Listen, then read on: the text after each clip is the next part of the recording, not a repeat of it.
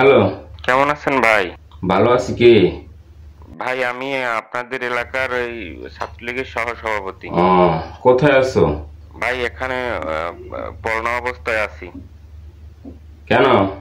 কি করবো, মানুষের সাথে যে পরিমাণে আসলে ওই টাইমে খারাপ ব্যবহার করছি, কত মানুষের মারছি, পিটাইছি, হাত পা কাইট্যা লাইছি। এখন তো ওই সমস্যা ইয়ে পড়ছে আসলে। এত কি করবো, আমার আসলে এখন মাথায় ধরে না, পড়না তখন অবস্থায় কত আছি। করে নিষেধ করলাম, শুনলি না?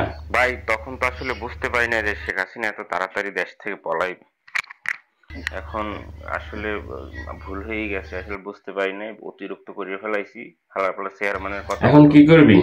বাড়ির থেকে বলছিল বিদেশে পাঠাইবে, তো বিদেশে তো যাওয়া সম্ভব না এই মুহূর্তে। কারণ হয়েছে যে ওই পাসপোর্ট, যে পাসপোর্ট নাই, আর পাসপোর্ট যে করবো, ভোটার আইডি কার্ডে বাপের নাম ভুল, জন্ম নিবন্ধন ভুল। এখন কি করবো বুঝতে পারতেছি না। যাই হোক, তাহলে এখন তো আর বিদেশে যাওয়া সম্ভব না। কি করবি তাইলে ভাবছো?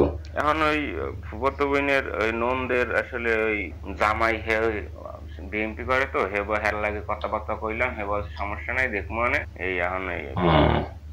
যতটুকু জানি এলাকার মানুষের পাশাপাশি আত্মীয় স্বজনের সাথেও খারাপ আচরণ করছে। এখন কি করবি? ভাই আত্মীয় স্বজন হয়তো আকপদ হলে মাফ করে দেবে, এলাকার মানুষ কি করবো সেটা নিয়ে চিন্তায় আছি। এখন ওই বিএনপির অনেক লোকের সাথে আলাপ আলোচনা করছি, হেরা বলছে দেখবে, প্রোটেকশন দেবে বলছে। আর ওই ফুফাতো বোনের জামাই হেও বিএনপি করে, হে বলছে দেখবে। শেষ পর্যন্ত ওই বিএনপির কাছেই আন্ত